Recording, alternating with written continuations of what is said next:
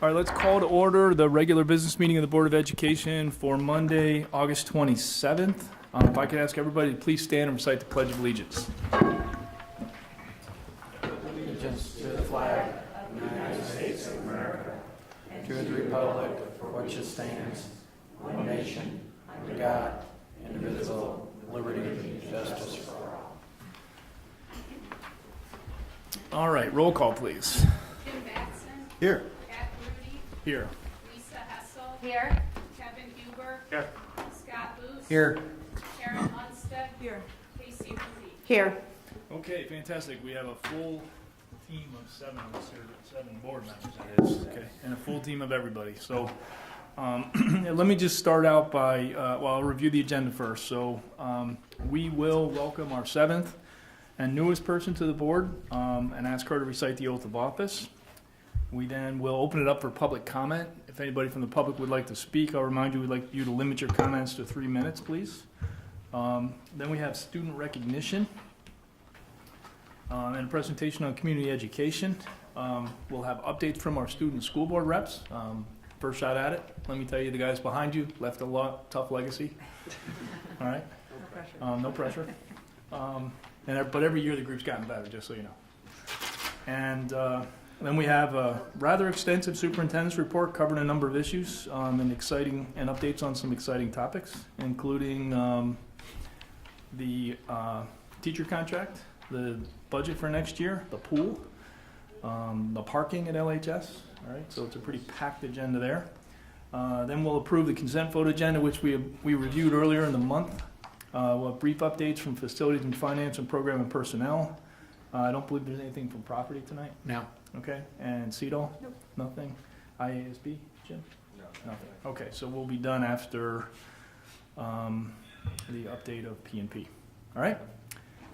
So, with that said, let me kick it up. But before I begin, let me just say thanks to most of you on that side of the table. It was a quick summer. I don't know if you guys feel the same, but it was for me. It's not even supposed to be over yet because Labor Day's not until Monday. But I just want to congratulate you guys on a fantastic opening and kickoff to the school year. I know we had a lot of changes. We had late start. I've already heard in the community a lot of buzz about that. I understand some kids are still oversleeping. But what I've heard overall is it's been really great, and I just want to applaud everybody. I had an absolutely fantastic time at the two events of welcoming the new teachers and the kickoff day. I imagine we're going to see the Berlin tape at some point. Okay? If you haven't seen the Berlin tape, which many of you haven't, it was just a fantastic show. I mean, the only thing I could think of in my mind most of the time when I was watching that was the book Good to Great. Yep. Okay? That's great. Okay? And if you ever wonder why we do some of these things that we do, we sent some teachers over to Berlin to an international, I'll call it teacher conference for lack of a better way of describing it. It was fantastic. Okay? And I just can't wait for everybody to see that tape. It was just extremely well done. And you could just feel the enthusiasm in the audience. Imagine that, everybody back at work, and they were just fired up. So that was really well done. The team will be the educational presentation next month. Okay, great, because it was really, really, really well done. Okay, so without further ado, let me just open it up. First thing we're going to do today is welcome our new school board representative or member. We had, 15 candidates? 21 candidates. Okay. So it was a very, very deep pool, I'll say. We had some fantastic candidates. We're grateful to everybody that came out and, offered their time and services for the position. We certainly encourage anybody that didn't get the role this time to consider running when there's openings. But I want to congratulate. Want to go by Casey? Yes, okay. Please. Casey, and really welcome her to the team and look forward to all your contributions. Thank you. So with that, I will ask you to stand, and I will recite for you the oath, and you can recite it back. I, Catherine Rooney, do solemnly swear I, Catherine Rooney, do solemnly swear that I will faithfully discharge the duties of the office of Member of Board of Education of Community High School District 128 that I will faithfully discharge the duties of the office of Member of the Board of Education of Community High School District 128 in accordance with the Constitution of the United States, the Constitution of the State of Illinois, and the laws of the State of Illinois to the best of my ability. in accordance with the Constitution of the United States, the Constitution of the State of Illinois, and the laws of the State of Illinois, to the best of my ability. I further swear that I shall respect taxpayer interests by serving as a faithful protector of the district's assets. I further swear that I shall respect taxpayer interests by serving as a faithful protector of the school district's assets. And I shall encourage and respect the free expression of opinion by my fellow board members and others who seek a hearing before the board while respecting the privacy of students and employees. I shall encourage and respect the free expression of opinion by my fellow board members and others who seek a hearing before the board while respecting the privacy of students and employees. I shall recognize that a board member has no legal authority as an individual and that decisions can be made only by a majority vote at a public board meeting. I shall recognize that a board member has no legal authority as an individual and that decisions can be made only by a majority vote at a public board meeting. And I shall abide by majority decisions of the board while retaining the right to seek changes in such decisions through ethical and constructive channels. I shall abide by majority decisions of the board while retaining the right to seek changes in such decisions through ethical and constructive channels. All right, so welcome. Thank you. Welcome to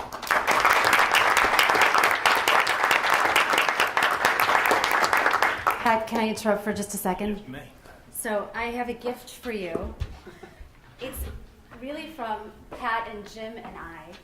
So if Okay. you'd like to open it up, you'll see why. Okay. This is from my private collection. If you can open that up. You mentioned that you're going to be having a tour for your first time at Vernon Hills High School. And we wanted to be Thank you. sure that as That I'm Vernon dressed Hills appropriately. delegates that we provide you with the right swag. Well, thank you very much. Fantastic. So it's time to balance Now it. you have some fun.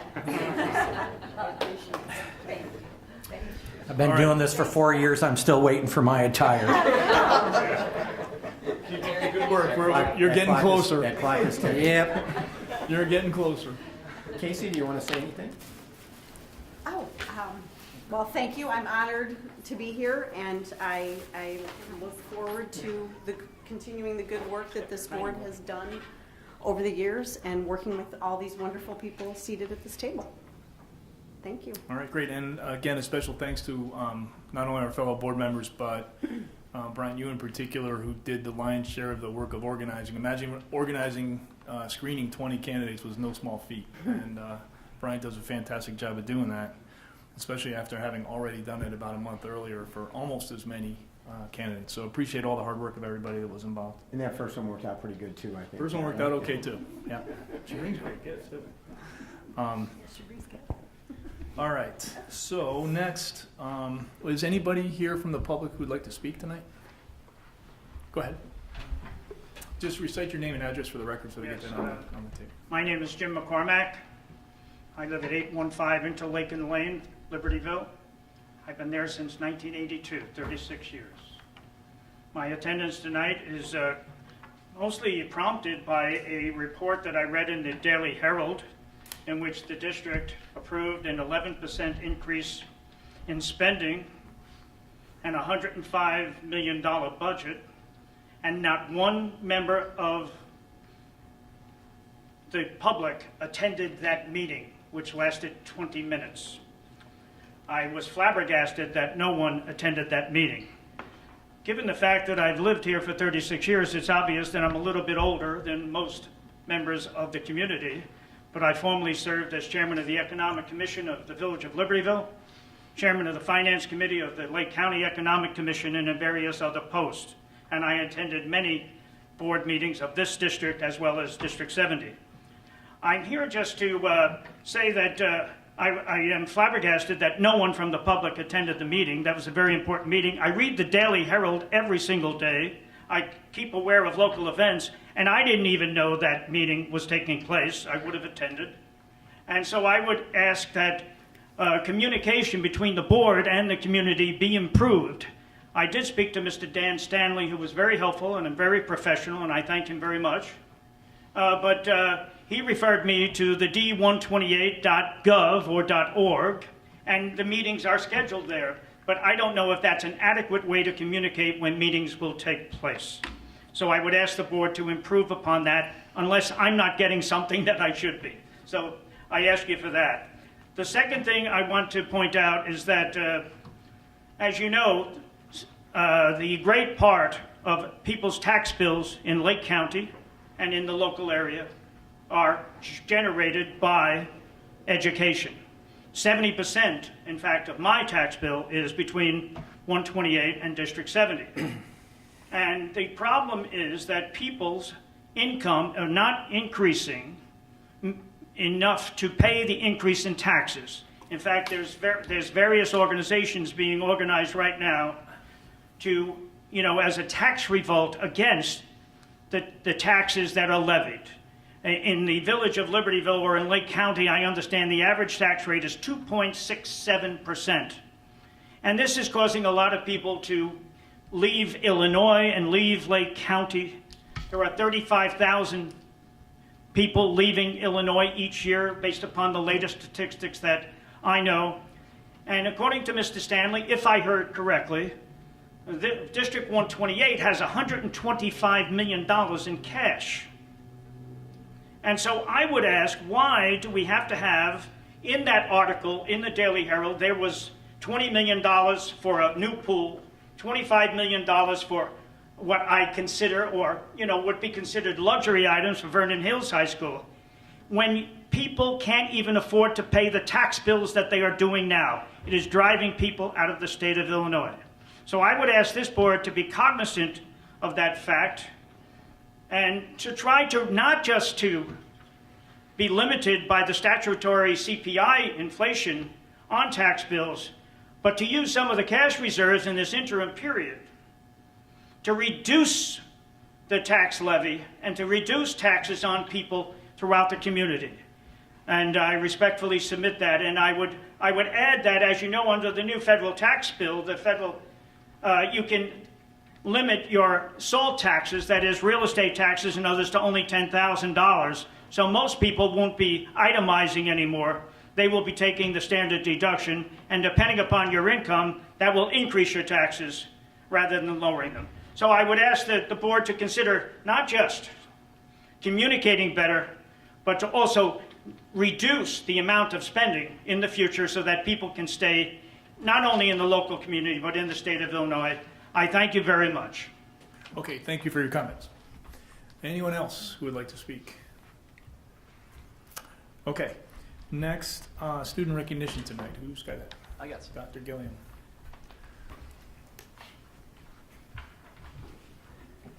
Good evening. As Dr. Grudy said, the summer went quickly, but we still had some good things that were happening over the summer. So tonight we get a chance to celebrate a couple of those that happened here at Vernon Hills with our kids. And the first is something that has become quite habitual here in this first board meeting of the year, and that is to recognize some national winners and placers with our FBLA, Future Business Leaders of America. The last few years has really excelled, winning on the state level in the spring, and then always sending a pretty strong contingency to the national event in the summer. So we said goodbye to Diane Phillips in the spring when she was up here, as she is retiring from her post as coach and also an administrator here in the district. But over the summer, we had her with us one more time to work with these students. So this time I'd like to bring Diane Phillips up. And should I bring Tony Isabelli up too? And Sebastian. And Sebastian. Come on up, the three of you. And Diane, you can talk a little bit about this award. Actually, Tony's going to talk about it. Tony Isabelli can do it. Hi everyone, my name is Tony Isabelli, and for those of you who don't know me, I've been teaching English here for 25 years, and over the past 3 years, I've been working with Diane Phillips, legendary Diane Phillips, and Lynn Benson as co-advisor for FBLA. And it has been just a real treat to work with them and watch these kids really grow. Working with the kids in FBLA has been a great experience, and I can't say enough good about our students. I'm very proud to be part of this organization. Tonight, rather than having the advisors announce our winners at Nationals in Baltimore, Maryland, I'd like to turn it over to Sebastian Dominique, who will talk about our events that took place at the end of June.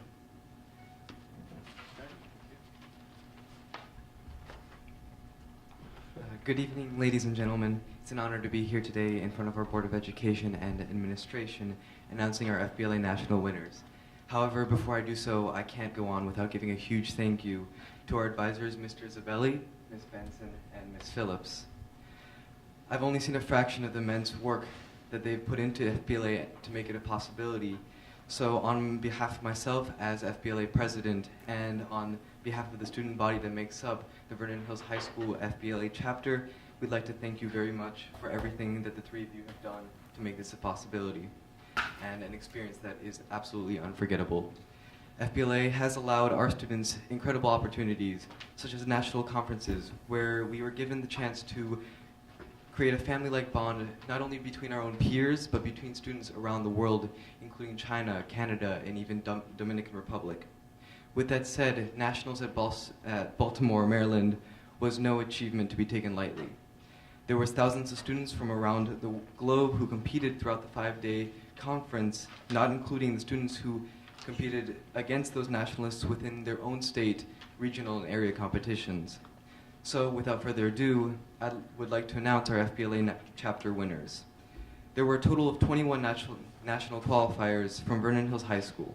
Out of those 21, we had 5 placed at this national level. And if you could come up and receive your certificates when I announce your names. So first off, we had Thomas Florian, who earned 9th place on an event titled Help Desk. Thomas's mom will be accepting for him. He's at a golf meet right now.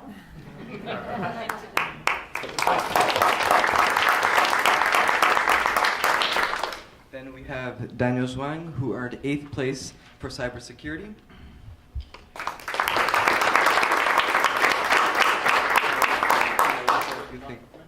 He'll say a few things about the competition. Okay, yeah, my name is Daniel Zhuang, and I'm a sophomore here at Vernon Hills High School. And my event was cybersecurity, and it was just a multiple choice testing event in which there was 100 questions from topics relating to cybersecurity, including networking, forensics, and physical security. And yeah, my goal was to achieve the highest score possible on the multiple choice exam.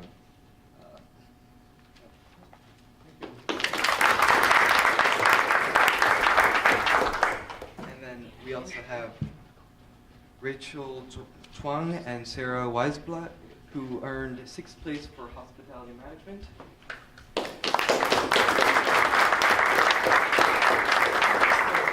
You want to talk. Okay. And then finally, Anmol Prande, who is now attending University of California, Berkeley as a computer science major, earned 3rd place for management information system. As a junior in FBLA, I'm so proud of these 5 competitors' achievements and to be a part of this organization. Thank you so much for your time, and have a wonderful evening.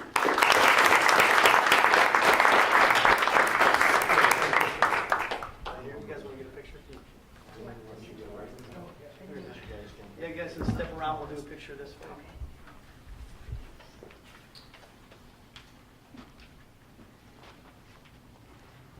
No hurry, so take your time taking your pictures.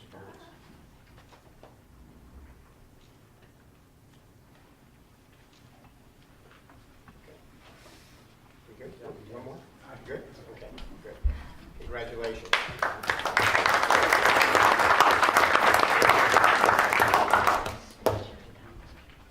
All right, well done, you guys. Okay, Peyton, come on up. So, there she is. You stand here. So this is Peyton Newman. We have an opportunity tonight to recognize Peyton.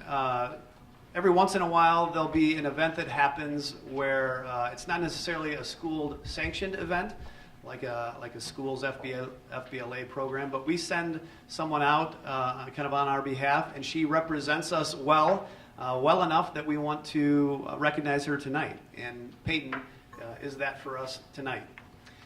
Peyton Newman is a sophomore here, right? Junior. She was a sophomore when this happened. last January, won the recognition of Miss Chicago's Outstanding Teen. So that was in January. How many did you go against in that? Remember? Like, not too many. It's a local. Okay, so a local one, so Miss Chicago. Then we sent her off in June to compete in the Miss Illinois Outstanding Teen, and she won that. So in June, you competed against how many other local winners? 22. Competes against 22 other local and wins Miss Illinois Outstanding Teen. So after that, she goes down to Orlando, right? Yes. Competes in Orlando. While let me go back. While competing on the Illinois level, she won top overall fitness. Watch out. And also top newcomer score, because that was your first competition in this. All right, then we sent her, like I said, we sent her down to Orlando, Florida, and she competed on a national level. Winner from every state, I presume, correct? Right, and though she didn't win Miss America Outstanding Teen, right? Is that what it's called? She did win this. Let me read this. She won a national award for onstage question and evening gown performance. She was also recognized as a top 10 in the nation finalist for Teens in Action, a community service award. And in a second, I'll talk a little bit about her community service. But through that organization was awarded half a dozen or so college scholarships already, correct? Full rides to those institutions. So you'll have some decisions here coming up, right? Yeah. Sounds good. But maybe most importantly and probably most impressively is the work that Peyton is doing at a service level. So I want to read just a little bit about what Peyton is doing on a service level. And again, she was recognized for that when she competed down in Florida. For the past 6 years, Peyton has advocated for increased community service and volunteerism through her charity, My Voice. My Voice seeks to empower teens and adolescents to be heard by becoming engaged members of the communities they live in and to make a difference. Her website promotes volunteer and community service opportunities, as well as highlighting the actions of those who volunteer. Her current project, #VolunTeenIllinois, is focused on helping Illinois teenage volunteers find opportunities to pay it forward, whether they are first-time or current volunteer seeking a new experience. I had an opportunity to talk to Peyton a couple weeks ago about some of her initiatives and really some outstanding work. We're really proud of her and want to take this opportunity tonight to congratulate her. So congratulations.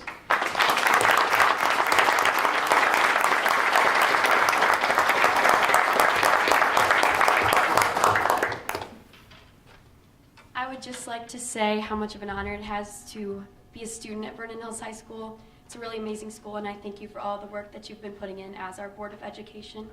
So thank you so much for having me tonight.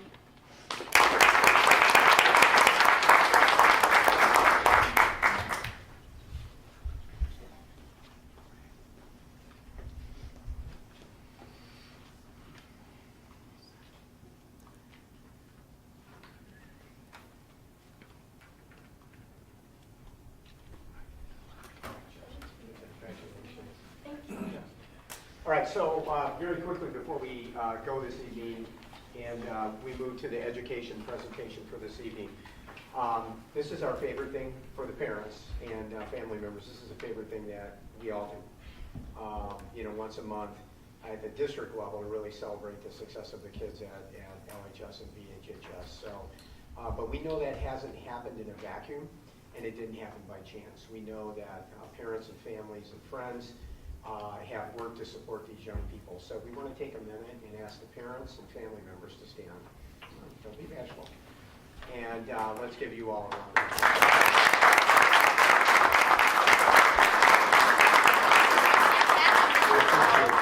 Now, before we transition, you can certainly remain for the rest of the board meeting. And if you choose not to do that, then you can just exit and go. Okay, so no expectation either way, all right?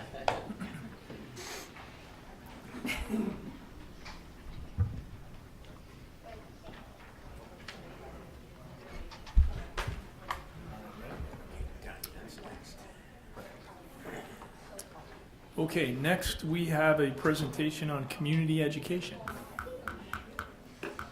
And that would be Diane Phillips.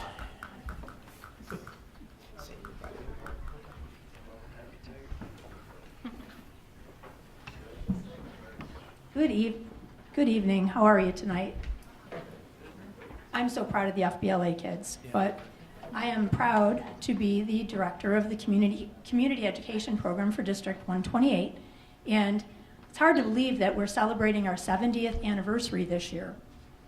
So I'm going to walk you through a little bit of history and bring you back to where we are today. Whoops. It went really quick, just like the summer. 1948, when it all started. The program was sponsored by the Board of Education of Libertyville Township High School District, and the program is still financed only by tuition.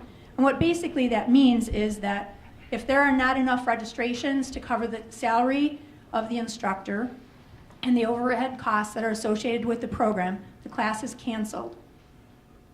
We offer, or back then, I wasn't here back then, senior citizens age 62 and above had their tuition reduced by up to 50%. Classes met at Libertyville High School, and participants had to actually go to the Butler Lake campus in order to register for the class. So now I'm going to take you briefly through each decade and just highlight some of the classes. I did a lot of history putting together for the 100-year celebration, and it is just so cool, the classes that they had when I was a child. 1960. The directors were Leon, and I'm not going to try to pronounce his last name, John Fuchs and Donald Gossett, familiar name to us. And the program itself was broken into 4 different sections. And if you think way back in the 60s, you can see how much the program has changed in that time period. Class offerings in business and social improvement were a lot of language type courses, the basic slide rule, which was pictured, and personal typing, a favorite of mine being a business teacher, and stenographic machines. And in the Learn to Enjoy Life section, there was bridge, golf, driver training, women's slim and trim, and for men only class. Didn't have a really good description, but it talked that it was just for men.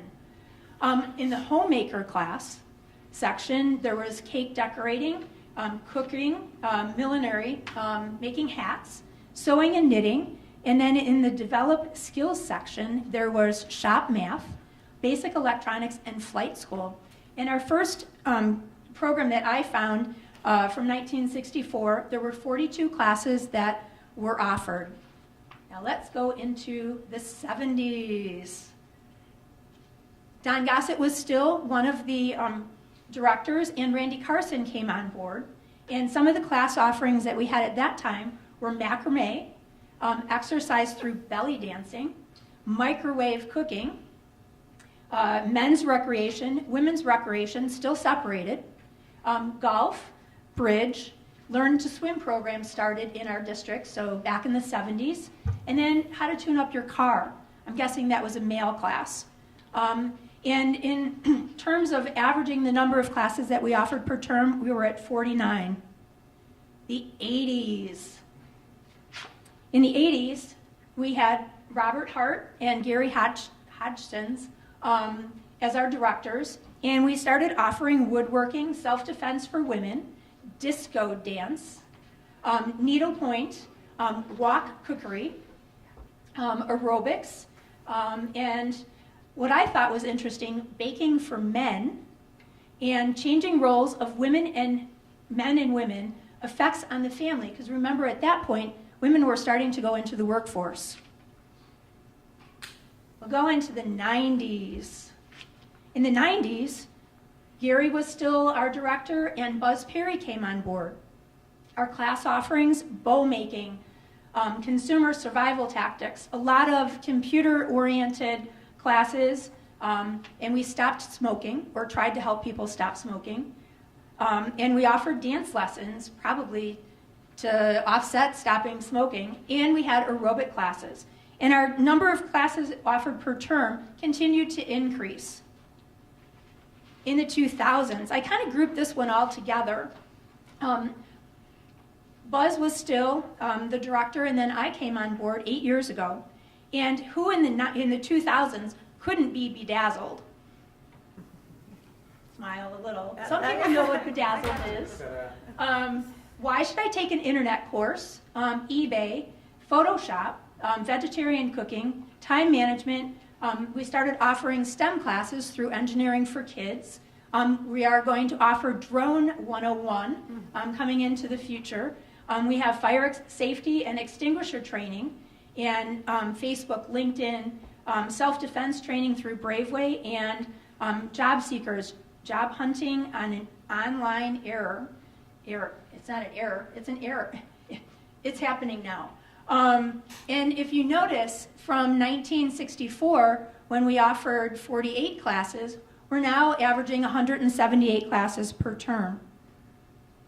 So in 1998, when we celebrated our 50th anniversary, the first website was developed for the program. In 2000, we offered classes at both Libertyville and Vernon Hills for the first time, and Audisoft registration software was purchased, and that's where most of my statistics for what you're going to see the rest of the program come from. Prior to that, it was all done by hand and on computers, and we don't have those records, unfortunately. But in 2006, we had the first evidence of branding, lighting the path for community education, the familiar light bulb that I try to incorporate into every catalog cover. We started online partnerships with Ed2Go and a partnership with District 214's travel program so that we could offer programs, day trips into the city, for example, going to see Hamilton, overnight trips, and international travel. And we started offering classes to youth and family. In 2007, we started a partnership with Stevenson High School Prep Program, which is our neighbor, and Buzz Perry actually came up with the idea to incorporate, instead of competing against each other, to kind of form a partnership so that we could offer more classes, cross-advertise, and reach all of our community members in a more positive way. In 2012, Don Shoup had a brainchild of an idea called the North Suburban Wind Ensemble. If you haven't been to one of the concerts, I really ask that you come. It's amazing. If you close your eyes, it sounds like you're in Chicago. It's formed with musicians that are typical band and orchestra teachers in our area, and they are just phenomenal. Our next concert's November 11th. And then we started offering STEM classes through Engineering for Kids in 2014, and now we offer STEM classes ages 4 through 14, and they are just the coolest classes to watch them build robots and then fight against each other or come up with different ways that engineers of the future are getting trained. And then last year we started offering veteran discounts to kind of honor the service people that we have in our community and bring them into our program. So the common aspect for the last 70 years is that our classes are all open to the public, our school districts and surrounding communities. We still offer senior discounts. Our classes are ever changing to meet the needs of our community. We're very self-supportive, and we offer quality classes at reasonable prices. And we are also recognized both nationally and in the state of Illinois. Some awards that we've won as a program, the LEARN program is the Learning Resource Network, or a large group of about 9,000 members that are Park District, community college, and community education programs. In 2007, we received the International Award of Excellence for our internet homepage, and in 2015, we received the International Award in Management Practices. The state of Illinois level, the Illinois chapter of the National School PR Association, or INSBRA, in 2012, we received the Communication Contest Award of Excellence for our Winter-Spring 2012 catalog. And in 2016, the Communications Contest Award of Merit for Special Purpose Communication. And locally, last year we were recognized by the GLMV Chamber of Commerce as a recipient of their Educational Leadership Award. Partnerships make our program. We have 49 partnerships for this upcoming fall catalog. And besides the two that I mentioned before, the District 214 travel program and the Stevenson High School prep program, we offer classes through Ed2Go, You Got Class, and CCI, which allows us to offer over 500 online courses. You can take at your own time and leisure. We partner with Concordia University as a core location for their educational administration degrees. And I'm not going to read all of these, but I just want to point out this is just a partial list of the 49. Countryside Fire Protection District, REI, opening up a store. They're teaching wonderful classes at our location. Waukegan Power Squadron, Lake County Composite Civil Air Patrol. We've tripled the membership in that organization by offering classes through our program. Lake County Emergency Management, if you want to learn severe weather spotter training, they are part of our group. And we have people that are coming from Kenosha. I talked about the drone class, AeroWorks Productions and Engineering for Kids, financial partnership now with Trinell Financial Group and World Equity to talk about retirement planning. And one that I really appreciated coming on board is the Brookdale Hawthorne Lake Senior Living Solutions to talk about transitioning into senior living facilities. And we had really good communication and evaluation of that. And I'm going to go on and on, but I'm really proud this year. We have Gail Gant, who is a noted pastry chef, coming into our program and teaching a class. And Chicago radio announcer Harvey Wittenberg is going to do a Hockey 101 and talk about his book, Blackhawks Locker Room Talk. I'm almost done. Advertising. I hope by now that you have received our light bulb catalog for the fall classes. We mail them to over 41,000 residents in our area.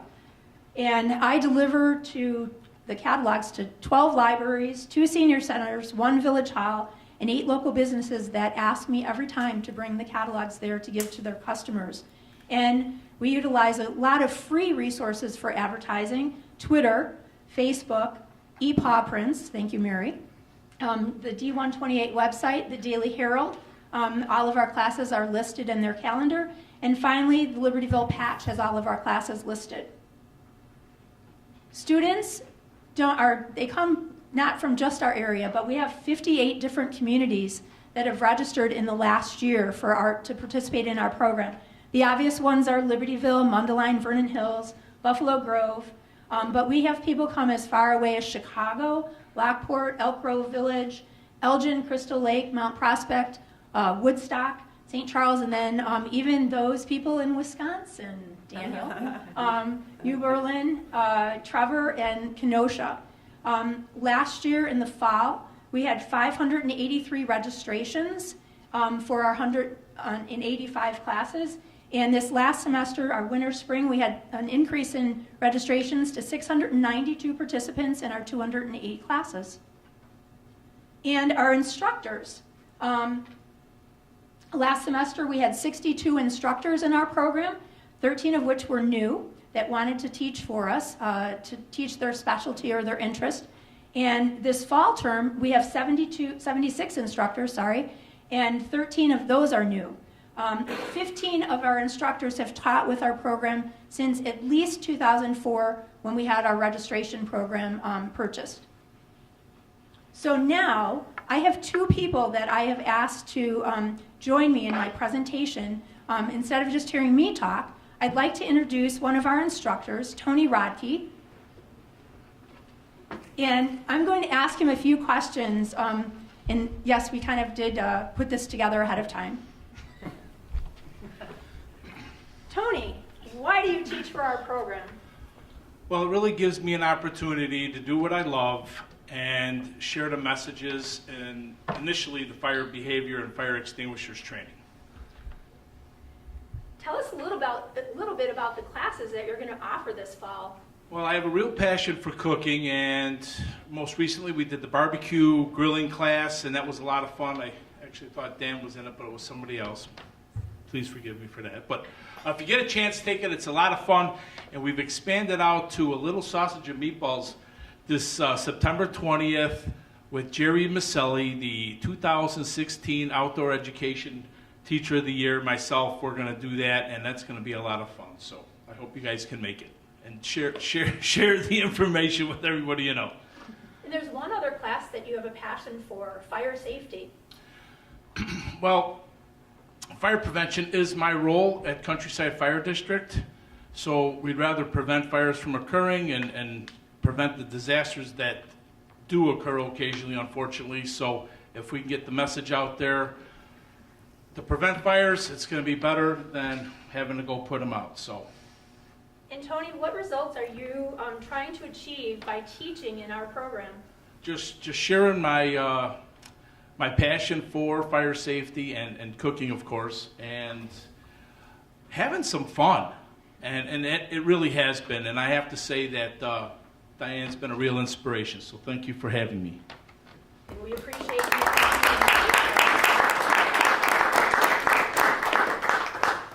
And I have a student that has joined me, Carolyn Albertson. And again, our software came into existence in 2004. But since that time, Carolyn has signed up for 80 community ed classes. And this fall, she has 11 classes that she's going to be taking. And again, not script, but I'm going to ask her some questions. So Carolyn, can you join me? Thanks for the opportunity to be here. Carolyn, why do you continue to take classes in District 128's program? Well, I'm a firm believer in lifelong learning, and I love taking classes, and I love learning new things. And the variety of classes that are offered give me that chance. It was really a trip down memory lane seeing some of those old classes. I took country western line dancing, I took how to cook with a wok, I took Chinese cooking, I took all kinds of things way back. I think I started in the 70s when I first moved to Libertyville. And then it became a good excuse to leave work after 10 hours and enjoy myself. And I just continue to find things that I want to do and want to learn. Do you have any suggestions for our program? I would say keep up the good work. Certainly to continue to increase the variety of classes and the depth of classes. I really found my passion by starting a watercolor class 18 years ago, and now I take at least 3 art classes each semester. And that enables me to build and hone a skill. So I would suggest having continuing classes that allow someone to build skills. And the last question that I have is, can you tell us, you're signed up for 11 classes this fall. Can you tell us a few of those and why maybe you picked those? I know you talked about your art classes. Yeah, so there are at least 3 art classes there. I love watercolor, I love drawing, I love colored pencil, and I'm doing pet portraits. I'm also doing the French cheese class, I'm doing the sourdough bread class, I'm doing how to stay private online, and just, to show my kids that I'm kind of with it, I'm doing Instagram and Snapchat. I think there's another, certainly I couldn't forget Italian Holiday Suite. Yes. Is there anything else you would like to add? Yes, I would just like to thank the board. I think that this is probably one of the best assets that Libertyville Vernon Hills has. And I've shared this information. I brought friends in from Wisconsin to attend these classes. And I just think that this is one of the greatest things we have in the community. Thank you.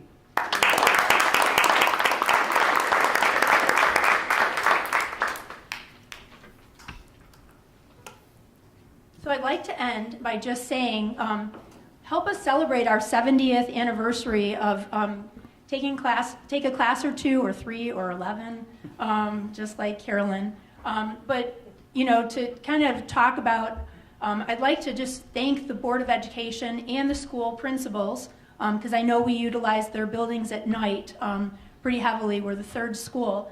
But without your continued support, I don't think we'd have the opportunity to offer the wide variety of classes that we do. So thank you for allowing the community education program to continue lighting the path for community education.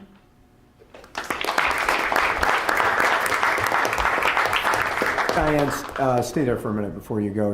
8 years ago, Buzz Perry retired, or 9 years ago, I guess, and Buzz retired, and Diane had done her entire career in District 128, which was already pretty extensive at that point, at Libertyville High School, and just had great anchors among the staff and parents and community there, and among generations of students that went through that school in a variety of the roles that she played over there. And I asked her to take a challenge on. You saw Buzz Perry's name on there earlier, and Buzz did a great job, kind of taking the 128 community education program to the next level. And I really thought Diane had a very special skill set to be able to do what we do so well here, and that is continue to take things that are already great to the next level. And Diane accepted that challenge, and you have just witnessed and seen some of the great successes and the number of classes that are offered now and how that program has grown with some very authentic testimony from both a teacher and a student in those classes. So Diane, just on behalf of the board, the district administration, and me personally, thank you for your taking on that challenge and doing the job that I knew you were going to do, and you've done that and more. So thank you very much. Thank you.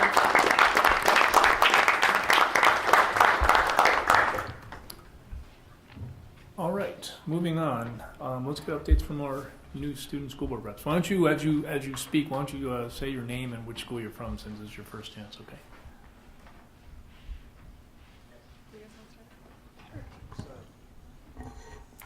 Hi, I'm Caitlin. I'm from Vernon Hills.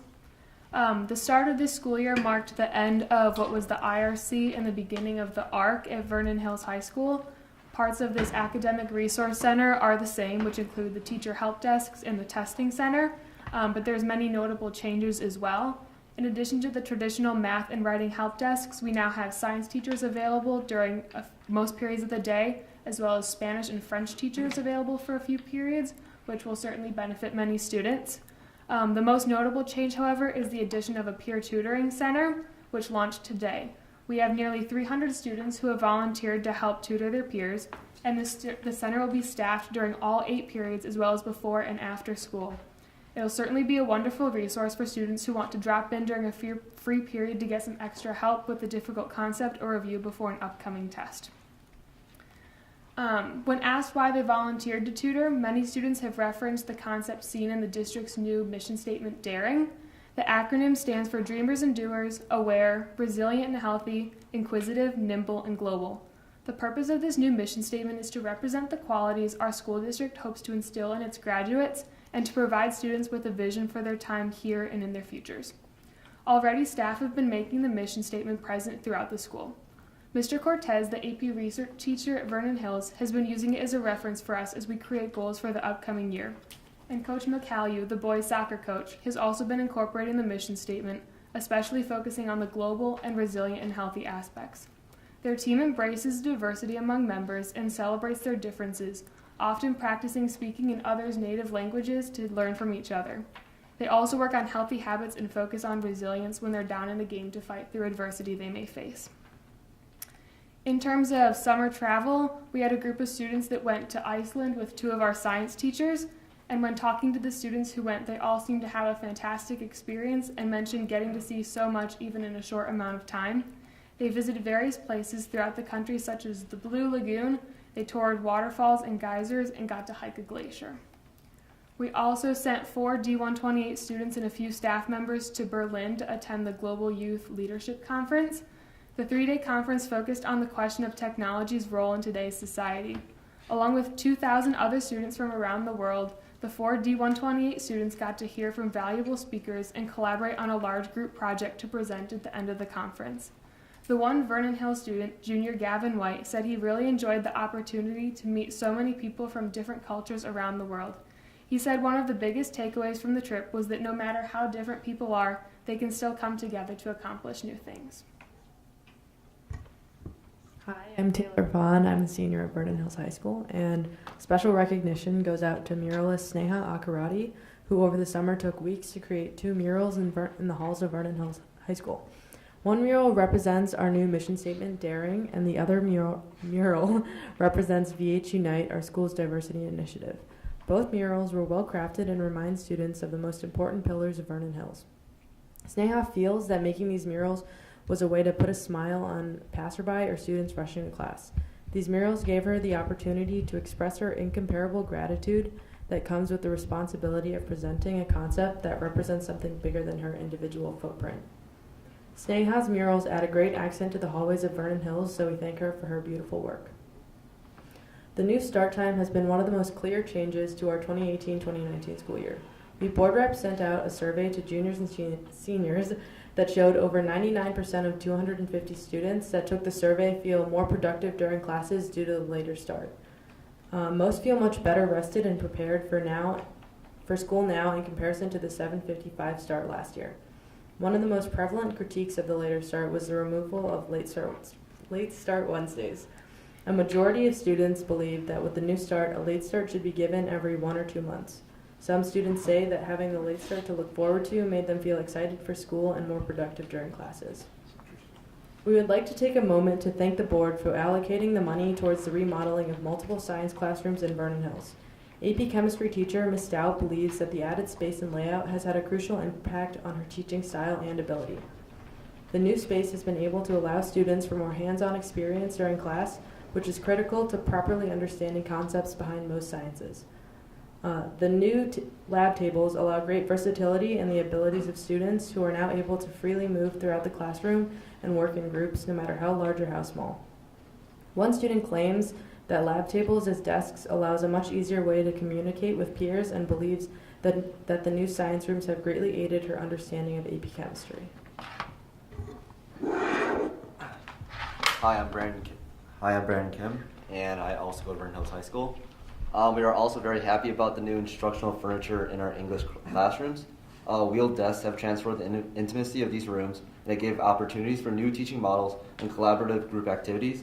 And again, we are thankful for the board's appropriations, which we have now used to better our classroom experiences.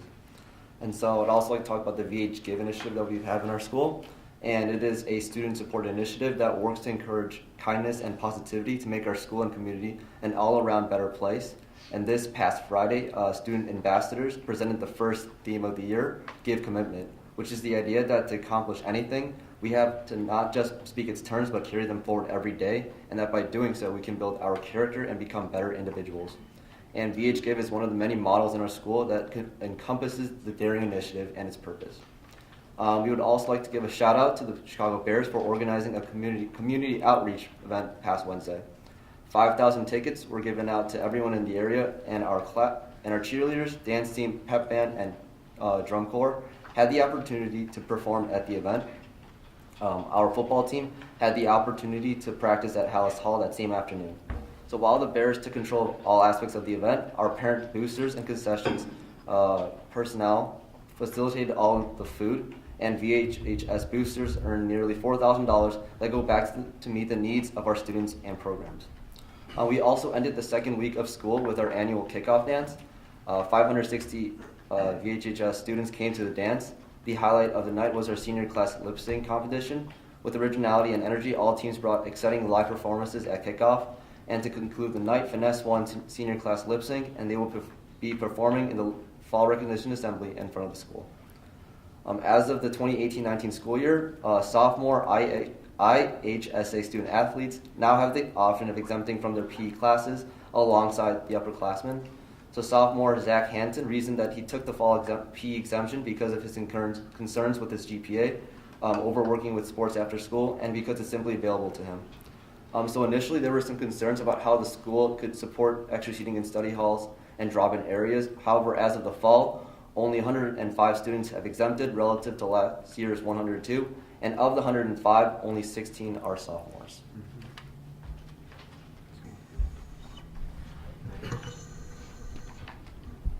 Hi, I'm Kat Corliss and I'm from Libertyville High School. I'm going to start us off with some sports updates. On Friday, Libertyville had our first home football game against Highland Park. It was an awesome night of fun and school unity.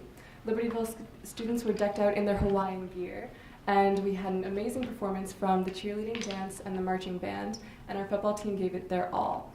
Libertyville had a very strong performance, and it was a very close game, with Highland Park just edging out Libertyville after overtime. The good news is Dr. Calentes gets a free lunch, but you might see him around town sporting a Highland Park Giants jersey. Yes. The girls' volleyball team had their first big tournament this weekend. The tournament was a great experience to learn from, and the team has grown closer, united by their efforts to continue improving throughout the season.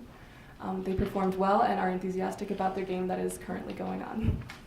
And boys soccer had their first game against Lyons Township on Saturday, winning 4-1. There was awesome support around the community, and they played their first home game on Thursday against Buffalo Grove. In regards to the later start times, they're making life so much easier for the students at Libertyville. Upperclassmen are extremely grateful that early birds classes are more manageable, starting at 8:22 instead of 7 o'clock a.m., and everybody loves the ability to wake up closer to 8 rather than at 6. Students are arriving at school more energized and ready to learn. A new hat policy was implemented at the start of the school year, which allows students to wear hats indoors. There is some flexibility on the rule in individual classrooms, but for the most part, students are liking that they get more freedom about their hat choices. Students are enjoying the new policy and remain respectful to individual teachers' rules. The new parking system that was implemented this year is a huge success. Many students are enjoying the benefits of the new carpooling system, and a lot of groups had a blast painting their own custom carpool spots. The parking lot is now filled with color and the most amazing designs, and even now, students who missed the initial painting date are excited and planning to paint their spots as soon as possible. Even with the pool construction closing up a lot of spaces on campus, only 10 to 15 seniors had to park at Brainerd this year due to the popularity of the carpool option. Everyone else got a spot on campus, and around 15 spots on Brainerd are currently painted blue to show that they're reserved for the seniors, while the rest of the Brainerd lot is free to sophomores and juniors, first come, first serve. Over the summer, the Spanish language department got the opportunity to travel to northern Spain. And when I spoke to the head of the language department, Mrs. Getch, who was accompanying the students on the trip, she pointed out one highlight of the trip was getting to see a student speak spontaneously in Spanish to a vendor at a local market, and found that to be a very rewarding experience. The CAT Creativity Lab has been a huge hit in our school. This new makerspace has been attracting students who look to relieve stress or develop STEM skills in a risk-free zone. This week, students independently learned how to use 3D pens. The heads of the lab are amazed at the success of the student-driven environment, from its creation from LHS graduate Stacy Zhang to the students who use the space and learned to use the innovative programs that are provided. People are extremely excited to see how the lab will continue to grow in the future. The students are also excited about the new air conditioning on the second floor, which makes these hot summer days a lot more comfortable in the building. Teachers too. There are a few issues here and there, but since it's new and the company is still programming and fine-tuning it, we are optimistic that the new air conditioning will soon be perfect. Alright, so hi, I'm Matthew Huang and I'm a senior at Libertyville High School. So a new school store run by students is opening up in September, a collaboration between the vocational ed and entrepreneurship classes. Named Wildcat Warehouse, the store plans to sell snacks and school items that students will need throughout their day. It's an awesome opportunity for students to learn and gain real-life business experience. The students are also benefiting from the new furniture in the halls, often using the space between the tiring or challenging classes to take a brief mental break. Students love the brand new collaboration room. An AP Environmental Science student has commented that the layout of the room encourages open discussion and prevents anyone from feeling isolated, as compared to the traditional rows in an ordinary classroom. So many classrooms also received a major renovation, and the students love them. The new drop-in lab is a hit, and the students like the new iPads and the layout of the new International Languages lab. When I surveyed all of the computer science classes, over 95% of students rated it 4 or 5 on a scale of 1 to 5, compared with the old lab's average of 3. Everyone loves the new computers, movable desks, and space that allows people to collaborate, an incredibly important aspect of computer science. Recent renovations also brought about the installation of 250 new lockers. Kids are already talking about the lockers and are pleased by the sleek new look. Students who are involved in sports or after-school activities are especially looking forward to using these larger lockers as space to store their activities equipment in their own space. This frees up space in the LST in the Learning Support Team rooms for more students to use. All right, so on academics. So students in the new AP Environmental Science classes are already getting involved in the community through their class. After a recent algae treatment, 400-some fish have turned up dead in Butler Lake. In response, the AP Environmental Science classes launched a project to research the cause of this fish kill and prevent any more from occurring in the future. Students are looking forward to the prospect of presenting their research to the village as a culmination of their efforts. Also, there's a new blended American Studies class that is off to a great start. The course provides an innovative approach to history and literature by teaching thematic history and using modern literature to further develop literary skills and make historical connections. An empathetic classroom environment lets students feel that they can discuss relatively uncomfortable but important topics and help students make deep connections to the content they learn. Students can easily see the connection between the curriculum's topics, and the teachers of the classes, Mrs. Hover and Ms. Greenswag, naturally work well together in a way that students can pick up on and are responding well to. Even early in the school year, students are demonstrating lots of interest in and excitement about the topics this course will cover. Now on fine arts. So it's an exciting time for the musical, as trials just concluded. This year's musical, Pippin, is going to involve aerial arts. Students will be trained by the Chicago Monkey Arts. And finally, orchestra is looking forward to an incredible opportunity to travel to Vietnam this year. Orchestra Council member Isabel Greenberg represents the group when she says she's looking forward to experiencing a culture that is drastically different from one we know, and believes that students will be able to understand the culture better now considering how unique it is. When looking at the complicated history between the U.S. and Vietnam, students are especially looking forward to seeing such a significant place in real life. All right, that was fantastic. So just a couple comments. One, rest assured that your principals and everybody sitting up at the table does a really good job of telling us a lot about the things that you guys do, okay?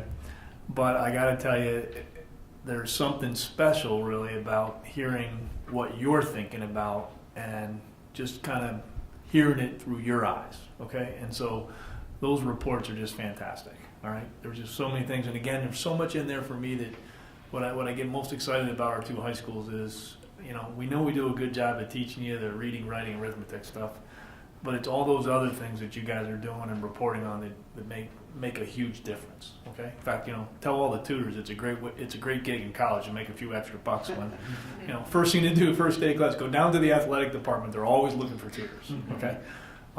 But it's just all those things that really make this place so special. So thanks for those great updates. I can imagine that was a lot of work to pull all that together. And all I can do is ask you and challenge you to keep working hard at it, because nobody tells it like you do. Okay? All right. Any questions or comments? We could probably talk all night about that, but it's 5 after 8, so we'll move. Superintendent's report. More good news. Pat, just before we go, just so the students know the protocol, if you need to leave after your reports, it's okay. All right. If you can stay for the whole meeting, that's great. But if you need to exit because you have things to do, we understand. Okay. So, okay, more good news for this month. VHHS senior Bobby Black won first place and $1,400 at the 33rd Leonard Falcone International Euphonium and Tuba Festival. The festival attracts thousands of top players from around the globe for a college and high school tuba and euphonium competition. Selection as a semifinalist places students among the top 1% of all participants. Winning is simply remarkable. So congratulations to Bobby Black, international winner in tuba and euphonium.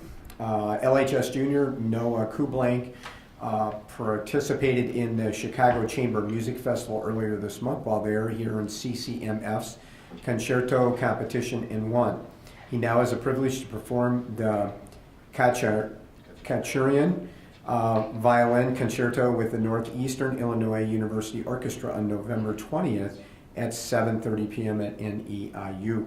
District 128 was recognized again twice this summer for excellence in financial reporting. In June, the Association of School Business Officials International, or ASBO, awarded the district its Certificate of Excellence in Financial Reporting, the COE.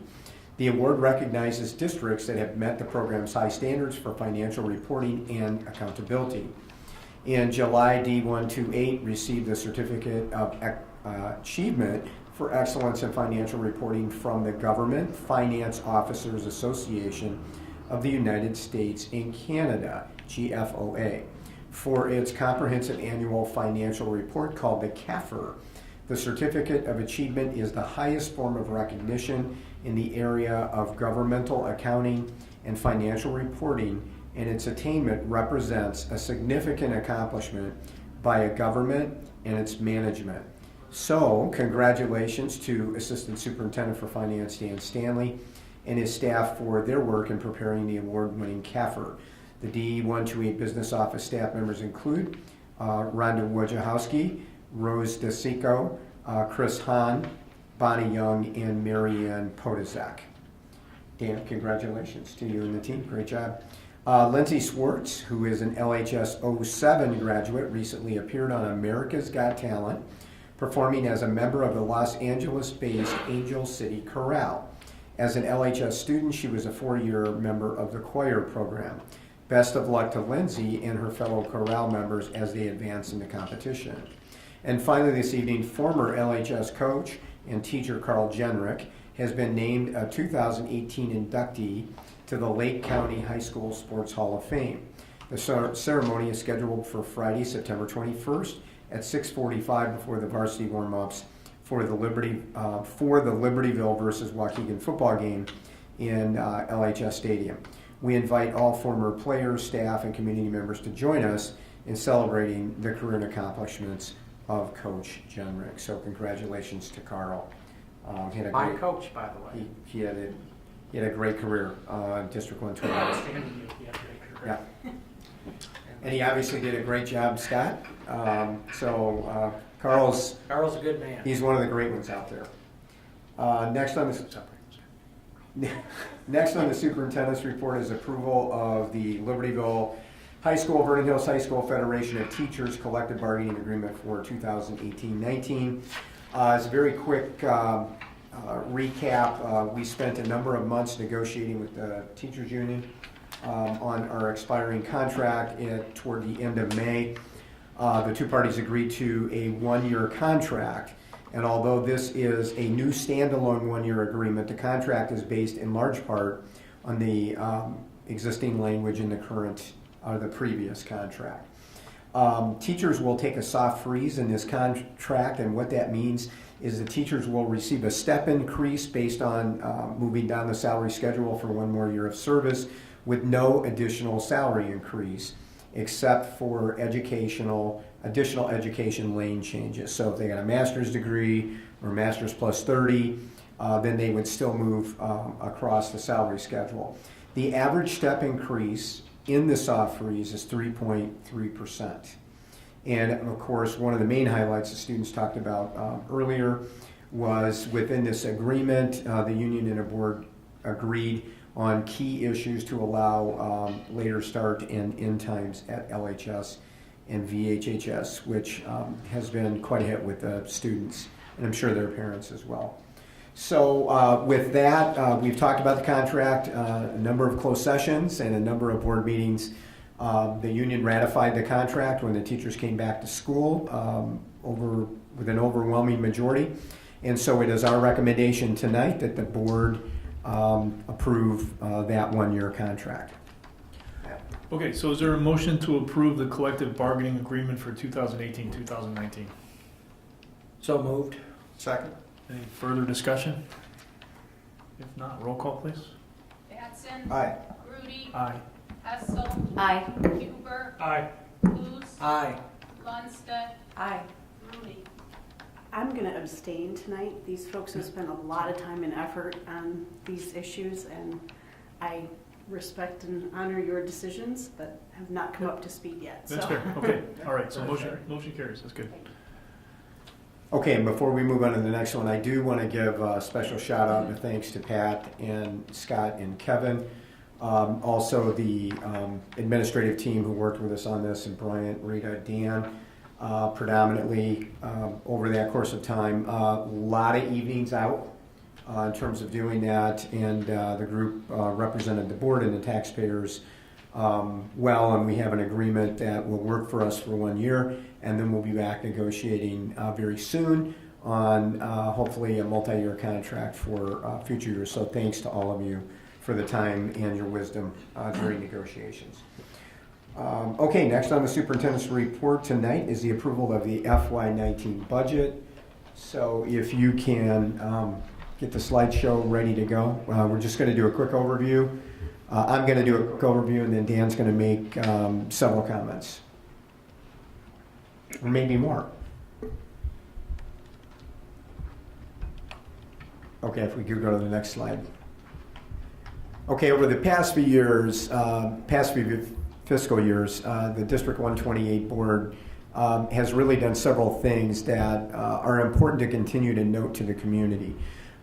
First, over a 5-year period, the board abated or not collected $18.5 million in property taxes. So the current taxes, had the board not abated those property taxes, then all of our property taxes would be higher. It's, from our research, it's the largest collective property tax abatement that we can find in the state of Illinois, in the history of Illinois. So pretty significant. We also zero, yeah. Before we move on, could you just kind of maybe put that in layman's terms, what that means based upon the comment we had from a representative who indicated that I think he believed we always charge the maximum amount It's a great point, possible. I believe this says yes. otherwise. Yes, it does. Basically, what in our world, in education, an abatement means that a taxing body does not collect taxes that they are able to otherwise collect legally under current property tax cap legislation. So in that window of time, the board could have collected an additional $18.5 million of taxes, and it made a conscious decision, working with us administratively, to actually plan for that over an extended period of time to help provide some property tax relief for our local taxpayers. About how many years was It that was over a 5-year window. It was 2, and then a gap year, and then 2 years over 5 years. Thank you. Okay. Did that answer the question? Absolutely. Thanks. That was a great question. In addition, we have worked with our buildings, the administration, to zero our building budgets in FY 18, 17, and 16. Another way to look at that is flatlined the budgets.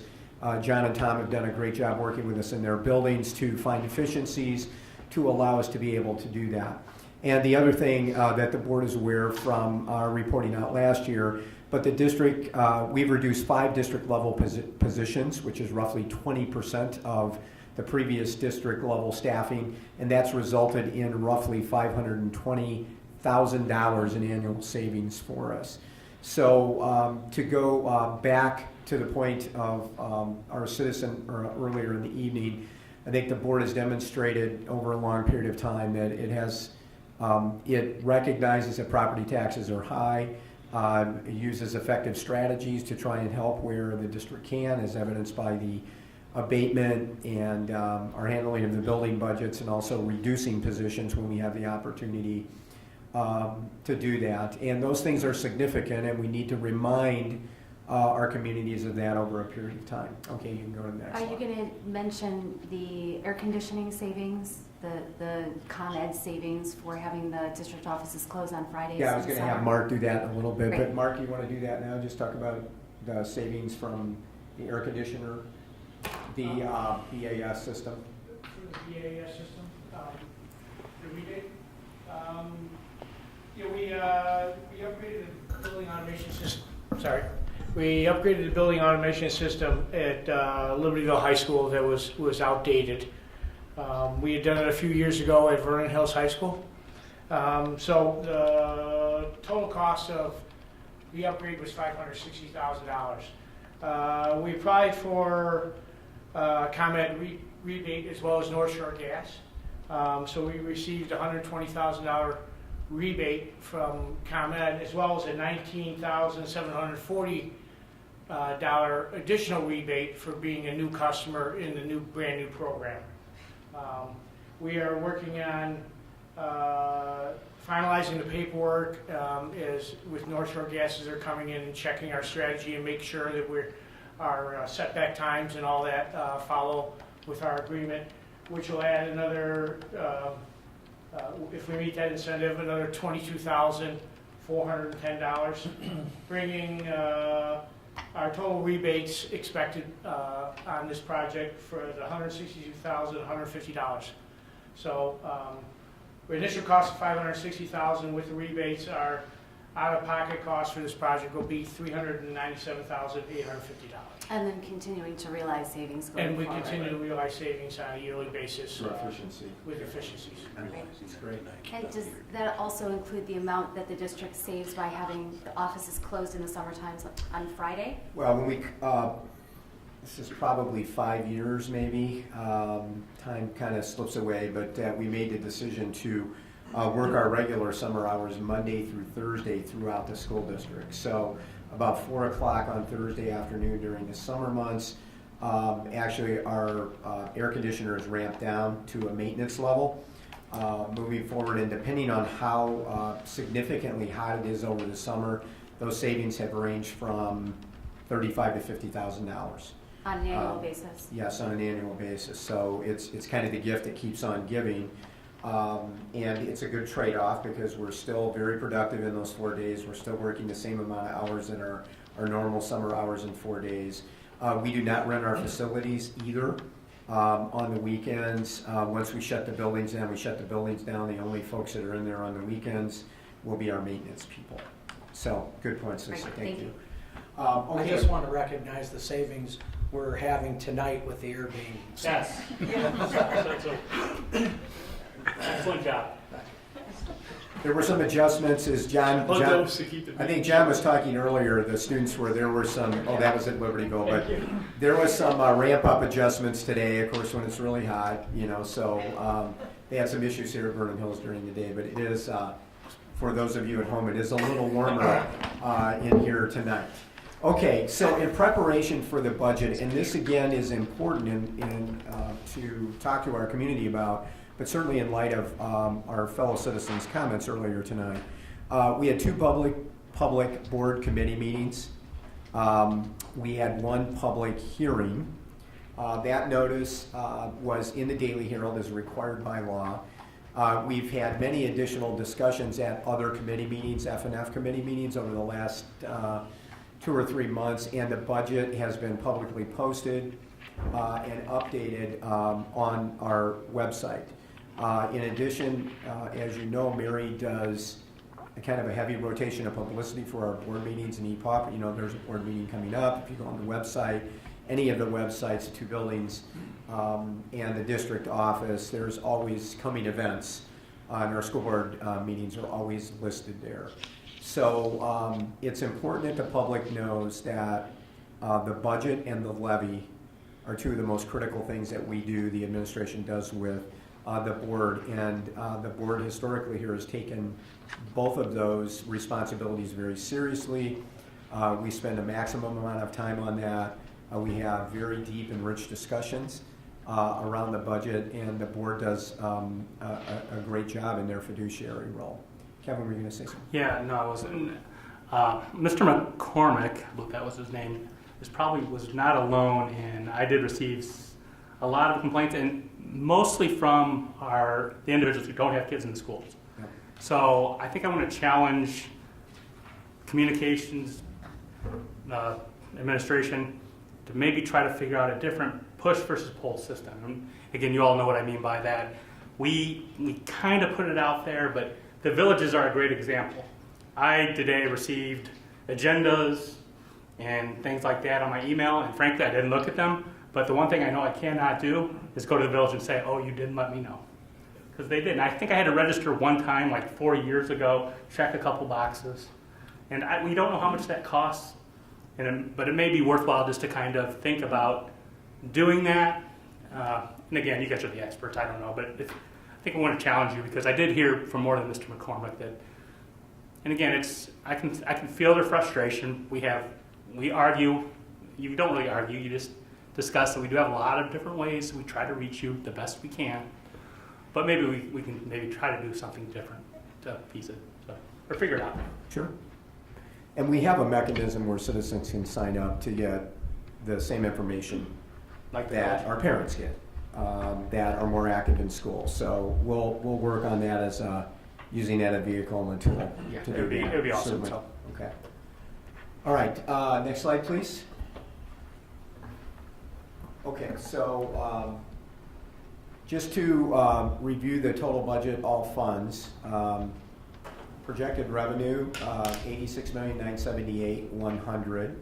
Expenditures, $105,905,650, which creates an appearing deficit of $18,927,550. But what we want to remind everyone of is that includes the $20 million for capital projects, the remainder of the LHS pool, and the start of the VHHS capital projects, and that $20 million is paid from reserves and is not going to come from new tax revenue. So it's going to come from existing dollars. Can you go to the next slide, please? Okay, so the operating budget, once you factor in the reserves, after we've accounted for all the expenses and we've used our reserves to offset the deficit on the last page, revenue is $86,943,100, expenditures $85,905,650, for roughly $1 million surplus as a place for us to begin, and then the 2.9% increase over the prior year on the budget. Dan, do you have any more comments you want to make on that? Yeah, I would just say that is true. So as you've seen, and sometimes this kind of happens when you first get your tentative budget, and as it kind of goes through various stages based on review and more current information, that surplus has been shrinking a little bit, right?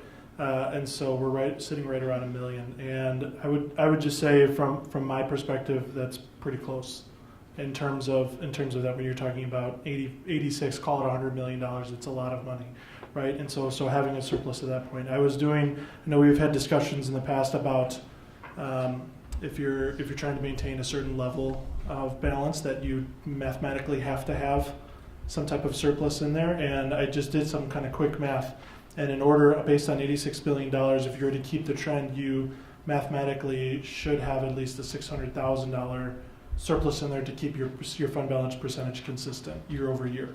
And that'll go up every year. Yeah, but a very small amount. But that's your rule of thumb as you look at that.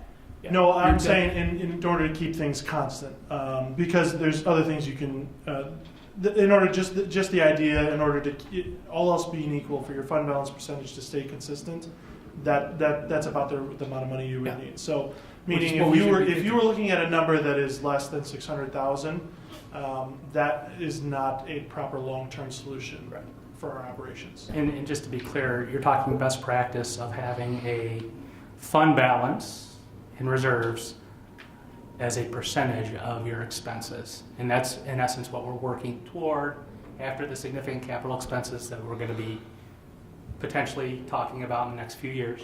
We're working to that ratio, correct? That is correct. So, Dan, can I ask, can we add one, first of all, this slide, will we post this back anywhere? Nope. Unless you wanted to. This was designed for. Yeah, no, it's great for this, but it's a good deck. Because I would add one bullet point to this. If I was to take out salary increases, what's our net increase year over year? It's a pretty small number, if I recall. If you took out salaries represent like 70% of our budget. So, as is a rule of thumb, you could say, as salaries go, so shall the budget. So that's going to be the vast majority of our increases related to salary changes. For sure. Yeah, but the salaries are driving most of the 2.9. So it might be helpful to add a bullet point to this, which is, if you took salaries out of the budget and, both years, right? And then you looked at the overall increase in everything else, I think it's closer to 1 or 2%. Yeah, I'd have to. So in other words, I don't know that off the top of my head, but we can. You're essentially keeping that other spending nearly flat, okay? Which I think is an important point. The other stuff we're contractually committed to, so there's not a lot we can do about it. So again, just for clarification, we talked about 11% we heard earlier by a member of the community. That's really a spending increase, if that's even accurate. Again, we don't know because of the press, but I'm going to take them for what I assume that includes our capital. We're really only increasing 2.9% on operations. Correct. That is correct. So what I got his number to clarify for him if you. What I believe was reported was the percentage change in the budget from the fiscal year 18 budget to the fiscal year. That's what It added total dollars. It added the capital projects. Correct. Which is accurate. That budget It's accurate. is changing. But it's not part of the operating, it's coming out of our reserve funds. Right. So, Exactly. so I think that's important to delineate those two items. I think he was also trying to make a connection that somehow 11% will impact his taxes, which is not correct, because that 11% is primarily the capital projects that come out of the reserves, it's disconnected from the tax rate. Which again, unfortunately, we very clearly showed in both the committee and budget presentations where we reviewed this in detail. So again, if we can hit the mark a little better in terms of getting people to come out, because I would certainly agree getting nobody out was a surprise in today's environment. But we'll keep working. And even in previous years, we've only had a small contingent of 3 or 4 people in a very important topic. Very so, important. Is there any portion of that presentation that's included with just the posting of the budget, or would there be or something? There's not part of that presentation that's posted with the budget. That was actually a discussion about if it's something we post on the website, it has to be ADA accessible. And when I was putting the together, I wasn't thinking about the accessibility of that being posted on the website. So we can create something to do that for sure, but that was just a thing to consider. So if I took exactly whatever we used, I don't think that it would be ADA compliant for our website requirements. Graphs and slides, very challenging. Right. Okay. Next slide, please. Okay, so here were the expenditure assumption that our average step increase or soft freeze for the teachers is 3.3%. As the board knows, we've added 6.4 additional FTE this year to accommodate enrollment growth at Vernon Hills High School and special education needs at both LHS and VHHS. Medical insurance costs were flat, which is unusual, I think. I would just note that I believe is significant, and I don't think it's wise to assume that's going to keep happening. So medical insurance, it was nearly a miracle that it turned out the way it did. Yeah, in my years, I've just never seen that before. So that's actually a good thing for at least 1 year.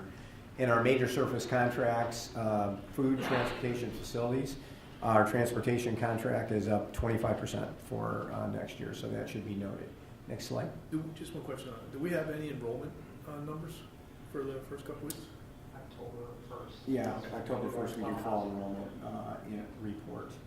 But just to be clear, we do know how many kids are here now. Yeah. But I know Hawthorne was projecting some pretty big numbers again. Yes, that's they're still in the They had city. like 70 new kids enrolled on the first day. Right, that had not been in the school district before. So At least that's what I saw on there. that's on top of the normal turnover that you know about, right? Board meeting on the web. So, yes, revenue assumptions, the tax levy will be, as we'll see in a minute, will be the next discussion that we'll be embarking on. But the assumption for the CPI increase for 2018, we know the number is 2.1. So that, would be our cap as we start the levy discussion. Dan, through some changes in investments and working our investments, we've had higher interest income, a decreased corporate personal property replacement tax, if you can say that 3 times, and not trip over it. And the revenue assumptions were based on 3 state quarterly payments, which kind of seems like an oxymoron because it says 3 quarterly payments, but we actually received 5 state payments in FY18, which again is very unusual. So we're making the assumption that to balance everything off, we're going to get 3 this year. We don't know for sure yet what that is, but that resulted in some additional revenue. And then Dan, one other thing that we did not list as a bullet point that we can add, we had I would say a significant amount of people that paid their property taxes early. Oh, yeah. Right? Yes. Based on the change in federal law. You want to comment on that? Yeah, that doesn't affect any of our budget numbers. It just affected the cash flow when that was received because we're on an accrual basis. Right. Yeah, so we, I can't remember the exact number. I want to say it was around 3.7 million of people within our taxing district that prepaid their taxes, basically. So normally people pay their taxes, roughly June, September-ish time period. With the change in the federal tax law, so in this time last year in 2017, and actually after this, probably after we'd all done our budgets, no one really kind of thought much. The changes at the federal level prompted a number of people to prepay their 2018 taxes, essentially. And so a lot of people did that, and particularly in more affluent areas such as Libertyville, Vernon Hills, you had a fair amount of that. I know the county's office was a bit overwhelmed with all the money they were receiving and trying to account for this properly and keep everything in order. But then in May, we were given those prepaid taxes, and I believe the amount was about we received a bigger chunk of amount, but the people who prepaid early, then they weren't paying during the normal cycle. Right. So if I'm looking at the math and accounting for it, the people who prepaid, the effect of that was about 3.7 million in cash that was received in May. But in terms of how we account for it, it was accrued in the proper year. So that's reflected in our budget. If we were cash basis, it would get a little confusing because you would have shown in fiscal year 18 a significant increase, and then fiscal year 19 would then have a significant decrease, and it could cause, I just think, it would cause some confusing questions in terms of how your finances look. Okay. Right, next slide. So what's next? We're going to recommend that you adopt the budget coming out of our many discussions on the budget. And then following that, we'll begin the process for looking at the tax levy, which actually generates the revenue to drive the budget, and that will include meetings, discussion, and decision-making. And we'll be looking at September to November for that window, which will still put us before the final window, and that's kind of our normal flow of business here. So that's what's next. Dan, that's good? Okay. So any other questions from the board? Any other comments the administration wants to make? So Pat, the administration is recommending the adoption of the budget as we have discussed and presented. Okay, so is there a motion to approve the fiscal year 19 budget? I move to approve the fiscal year 19 budget. Second. Any discussion? Roll call, please. Grudy. Aye. Hessel. Aye. Huber. Aye. Luce. Aye. Lundstedt. Aye. Grudy. Abstain. Okay, motion carries. Okay, next on the... I'm sorry, one point, if I make clarification. Everyone needs to sign the budget cover document. There's 2 originals, so every person needs to sign just before you leave. Thank you. And we'll have to catch up with Jim. Well, Jim didn't vote on it, so tonight because he had to leave early. Okay, anything else on the budget? Okay, next on the superintendent's report is our monthly update on LHS pool project. Mark? The LHS pool project is going well. The directional boring and the piping for the new electrical service and our ATO is completed. ComEd has been on site pulling all the brand new cables for our primary service, and the switchover is scheduled for September 10th. What does that mean? The switchover? Yeah. When we will be switching over from our the way we presently feed the campus, we will be hooking up the automatic transfer switch and connecting to our cables that go to our building. So we'll be cutting at strategic points and then making the connections. So if there is a power outage on the grid that we're presently on, we will automatically switch over to another grid, electrical grid. Which hasn't been true in the past. And we have had at least 5 significant power outages at Libertyville High School in the 13 years I've been here. So this will help that greatly. So does that happen in the middle of the day, or I'm picturing the okay. Yeah, it's I experienced it at District 113 at Highland Park, where the village of Highwood and the village of Highland Park were out of power, and high school had power. And it was just a matter of seconds. The lights flickered, and it switched over. So. But does it happen during the day? Yes, it can happen anytime during the day. Pull the switch. It automatically switches over. But I mean, No, yeah. will the actual switch? Oh, the switch will happen during the day. We don't have During school that school. day. Oh, Yeah, That's what we're that's trying what to I was. Sorry. Just in case something happens. Yeah, just in case something happens. Our backup date will be September 15th. Okay, that's what which is But it's another being done on a day where there's no day school. where there's just no in school, case. yes, no. That's what I was The lights go Yeah, on. and so that day Clarification. there's no school, and actually Vernon Hills has been very helpful in getting any activities or athletics have all been transferred over to here that day. Okay. And then there's still stuff that can happen at Brainerd because that's off campus, but the school will essentially be shut down on September 10th. So we're accommodating to be able to get everything done on that day. So we didn't want to take that risk in the event that there was an issue, to go to, I think, Karen's earlier question. So, okay, any other questions on that? If you've driven by the pool, it's really starting to, all of that back work and pre-work that has to be done, foundation work.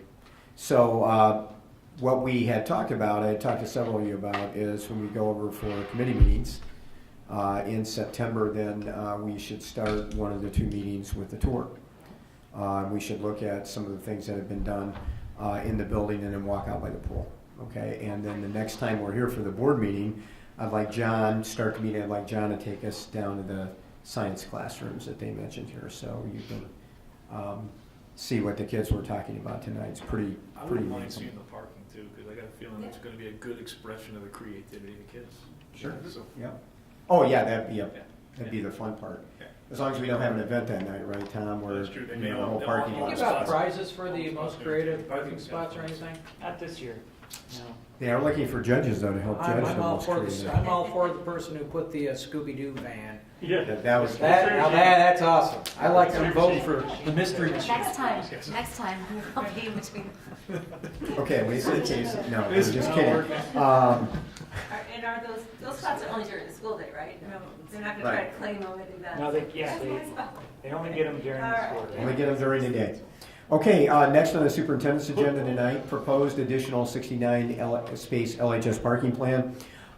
We will be at Village Hall tomorrow night at 8 o'clock for the village board meeting. The village is supposed to vote on the plan. Again, I want to compliment our team who's worked with John Spoden at the village as well as the residents in Blueberry Hill neighborhood. And we've come to consensus on the type of screening that should go between the 2 buildings. We're expecting and hoping tomorrow night.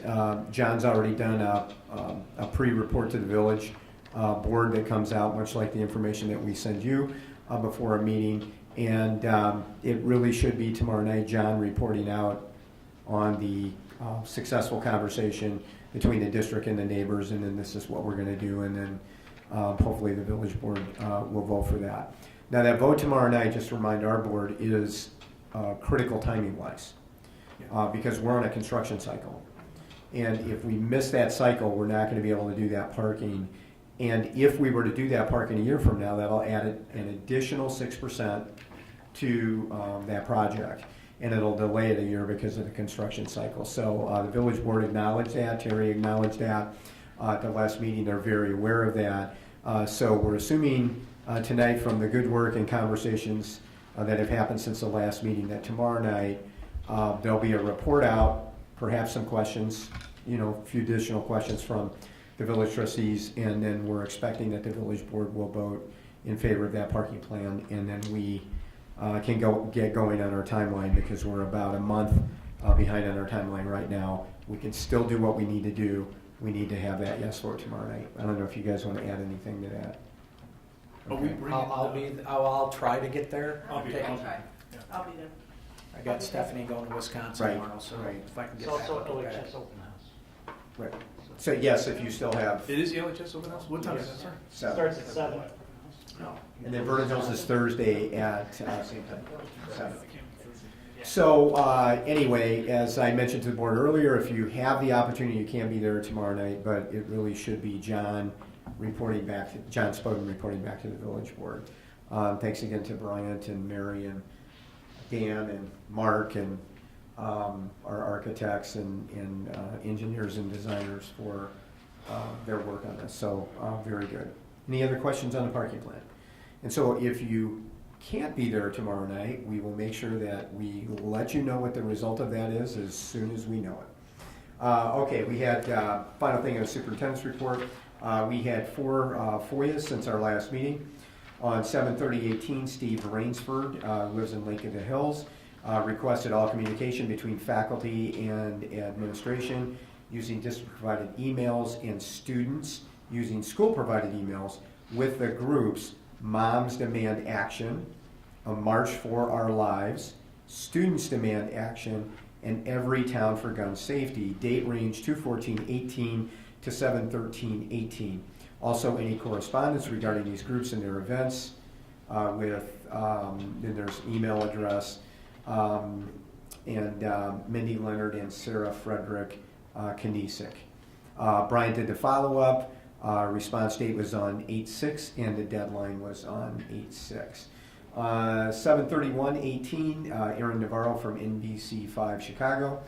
The information requested for the 2017-18 school year, an association or other entity that has as one of its purposes promoting, sponsoring, regulating, or in any manner providing for interscholastic athletics or any form of athletic competition among high schools and high school students within this state shall require all member schools that have certified athletic trainers to complete a monthly report on student athletes at the member school who have sustained a concussion during a school-sponsored activity overseen by the athletic trainer, or when the athletic director is made aware of a concussion sustained by a student during a school-sponsored event. All reporting must be anonymous as it relates to student names. Brian, I do not see a response date on this. Oh, I'm sorry, here it is on the front page. Response date was 8/17/18 and the deadline was 8/17/18. Brian, in essence, what were they looking for? Because that's a pretty... 8/7. The 8/7/18 and 8/7/18 for response and deadline. Basically, the athletic directors and athletic trainers submit a report to the IHSA. So they wanted the report. As the year goes on, so it's just basically us pulling the report from the IHSA that they put into the school center, and then we send it to NBC. And this has been, I think NBC's done this for you for a couple of years now. So instead of just saying, here's what we need, we get basically the longer version of that. Longer Okay. version, but yeah. All right, thanks. 8/13/18 from Steve Smart, who's with IBEW in Libertyville, a copy of certified payroll for EJ Electric, who is working at Vernon Hills High School for the months of May 2018, June 2018, and July 2018. I would also like a copy of the bids and proposals for all contractors who bid the electrical package for work at Vernon Hills High School, including dollar amounts. Dan was our person who did the follow-up. Response date was 8/23/2018. The deadline was 8/20/18. We were still within the deadline because we requested a 5-day extension to 8/27/18. And finally, 8/14/18, Smart Procure, Bethany Simpson, Data Acquisition Specialist. Smart Procure is submitting a commercial FOIA request to the Libertyville Vernon Hills High School Community District 128 for any and all purchasing records from 5/15/2018 to current. The request is limited to readily available records without physically copying, scanning, or printing paper documents. Any editable electronic document is acceptable. The specific information requested from your record-keeping system is: 1, purchase order number. If purchase orders are not used, a comparable substitute is acceptable, i.e. invoice, encumbrance, or check number. 2, purchase date. 3, line item details, detailed description of the purchase. 4, line item quantity. 5, line item price. 6, vendor ID, name, address, contact person, and their email address. Rose DeSico did our follow-up on this in the business office. The response date is pending, and our commercial response deadline, which is longer than just a general FOIA, is 9/13/18, and we will certainly be within that deadline. So, Track, I know you used to report the amount of time spent by each of these people to fulfill this request. Is that something that takes even more time to keep track of?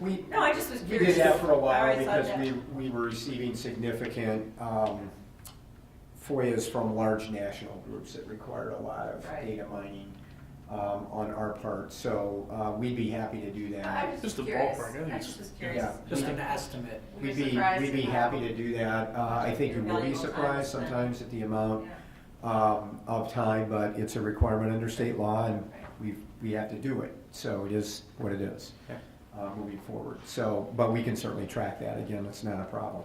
Yeah, I just. Yeah, don't spend a lot of time Yeah, on it, but just I just was ballpark. curious. Well, I thought that's something we used to we have an do. estimate if Bryant actually does one and he has to gather stuff. I mean, he kind of knows Yeah. how much time that takes, so we can do a close estimate on that without adding more workload. Yeah, no, that's Okay, Pat, believe it or not, That's that it? that concludes this All right, good superintendent's job. report for tonight. All right, consent vote agenda is listed. We did review this earlier in the month, so if I could ask for a motion to I approve. just had one, Yeah, sure. just one clarification. On the expenses greater than 10 grand, the explanations thank you, put into place. There was for LHS and VHHS, I think 25K for, it was called July Web Store and board subsidies. And it was like over 50K for LHS. Explain what the board subsidies portion of that is, because I want to make sure that people understand if you're reading that. The board gets no subsidies, we get nothing, basically. So again, the word board subsidies can, raise a red flag to somebody who may be looking for red flags. So you just tell us what that is, if you would. Yeah, so just for perspective, so this is a list of bills and checks that we are sending money out. So when we are sending money out, that's a subsidy, that's us subsidizing something, not something subsidizing us. And so what these monies are monies that have been long-standing with the district in terms of supporting various student activities. And so because student activities is a different bank account and we expend the money, this is how we show those expenditures actually happening rather than just transfer the money and book a journal entry or something like that. We literally cut a check and post it and everything like that to be more, I guess, transparent in terms of how that works. So that's essentially what those are. So board subsidies, board paying. The board is subsidies to subsidizing. these schools. The board is Not the board getting subsidizing. not the board receiving subsidies. And let's just make this point again, Kevin, that you made earlier, just to make it perfectly clear. There is no financial benefit for school board members, sorry Casey, serving on the board. They get paid nothing, okay? So there are no subsidies to school board members. Thank you. Okay, good question. All right, now, is there a motion to approve the consent vote agenda? So moved. Second? Any discussion? Roll call, please. Hessel, Aye. Huber, Aye. Luce. Aye. Lundstedt. Aye. Rooney. Abstain. Okay, motion carries. Facilities and Finance, Chairperson Luce. Okie dokie. We have 3 items on here. First is for the Monkey Aerial Arts LLC lease and liability contract and equipment rental. Actually, this was mentioned in our student comments That's for the for play. Pippin. So anything to add on as it relates to the description of this, Mr. Dan? Nope, just a reminder, and particularly for Casey Rooney. So this is the contract to lease the equipment that they're going to be using during Pippin to do the aerial things, and so that they bring the kids in the air and in a fixed position. You got to provide a visual for that. Man. So it includes the equipment and training, if I remember. It is correct, but it is correct, and the attorneys have reviewed Extensive this. training. Yeah. There is the meat of this really is in the equipment rental. We want to make sure that we have good equipment and all that kind of stuff. So. And there is an opportunity if board members are interested to try that equipment out. So just to be clear, that is not. That's not in the agreement. No. I'll go after Dr. Clentus. Yeah, right. Thank you. Okay. Do we have a motion to approve that contract? And we did go. By the way, we also went over this in depth in committee. Right. Yes. Do we have an approval or a motion to approve the contract? So moved. Second. Any other questions or dialogue? All right. Can we have a roll call, please? Huber. Aye. Luce. Aye. Lundstedt. Aye. Rooney. Abstain. Rudy. Aye. Hessel. Aye. Okay. That passes. Second item on the list is renewal of agreement for athletic and PE towel services. I think that's pretty self-explanatory. Went through, this is our annual contract on these type of things, correct? Correct. Last year we bid for 1 year with the option to renew for 2 years beyond that. So this is the renewal we're bringing. It's a 0% change from the previous year. Okay. Do we have a motion to approve and the renewal of the athletic towel contract? So moved.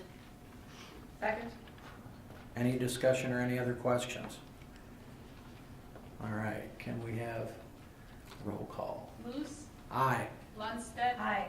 Rooney. Abstain. Grudy. Aye. Hessel. Aye. Huber. Aye. Last but not least, the disposal request, and this is to get rid of LHS fine art stage equipment. And just to be clear, this was added after our FNF meetings came to us after that, so that's. Anything of note on that, Dan? Okay. Do we have a motion to approve this disposal request? So moved. Second. Second. Any other questions or dialogue on this one? Roll call. Lundstedt. Aye. Rooney. Abstain. Grudy. Aye. Hessel. Aye. Huber. Aye. Luce. Aye. Anything other for Facilities and Finance Committee? I just got one thing.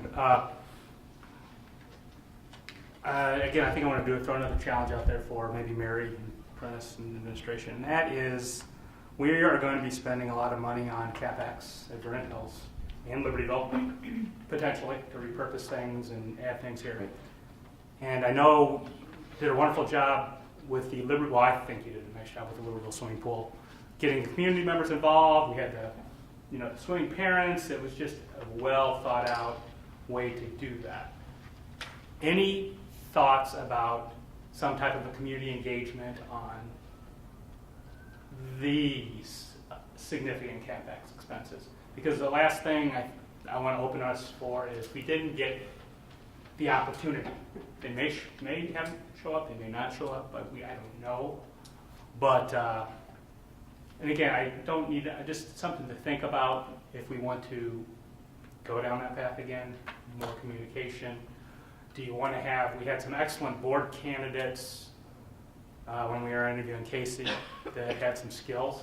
Potential advisory committee to the board to help us through this process. We talked about, I don't know. when we get the plans that start to get finalized for some of these projects, we've talked about, how we used to use Alex to go through and look at certain engineering things that provided value. We had talked about perhaps getting maybe an advisory group, not a decision-making group, an advisory group, just to look at plans to provide input or thoughts as it relates to looking at those type of things. So just a thought. Yeah, I think, we've got the possibility to do that. We're on a little different timeline track than we were with the pool. Okay, so if we're going to hit some of the construction markers coming up, our engineering firm, our architectural firm, are really, based on the direction you gave us at the last meeting, they're working on definitive detail. So our ability to actually, in a detailed way, come to a point for bid, our timeline is pretty short on that, given where we're at right now. Now, having said that, we can always use, outside expertise. Scott, you mentioned Alex Delapoli used to do that for us as a board member. He particularly brought that skill, and in kind of his later years on the board, he had retired from Abbott, and he had a lot of time to devote to that.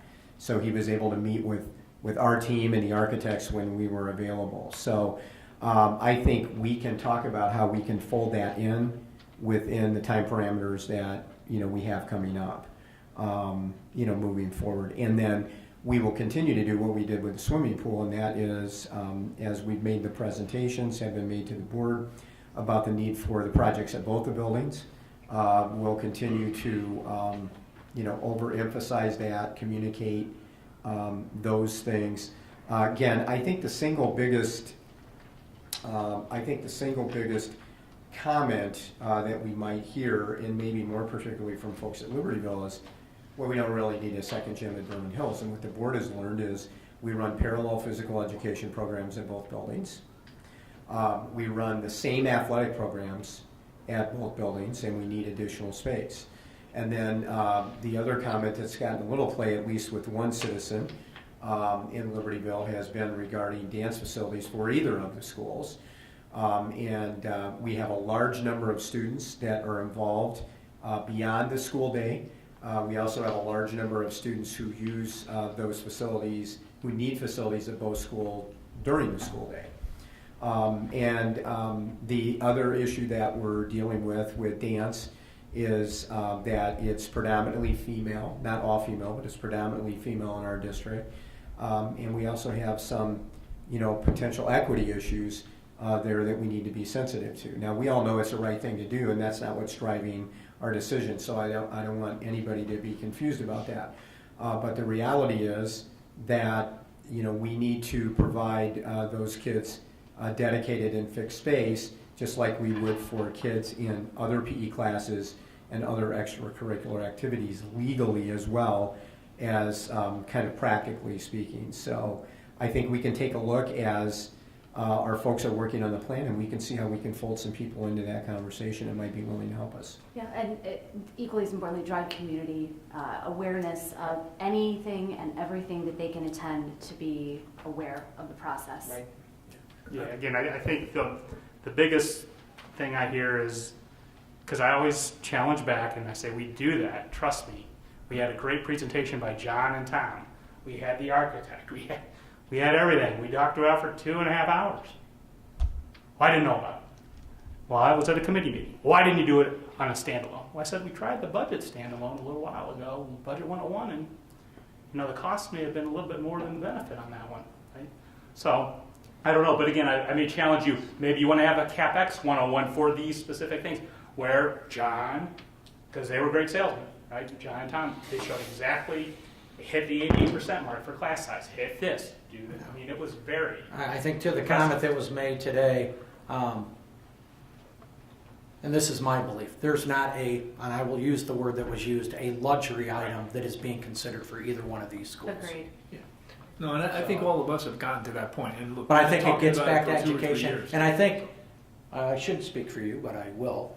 Well, maybe.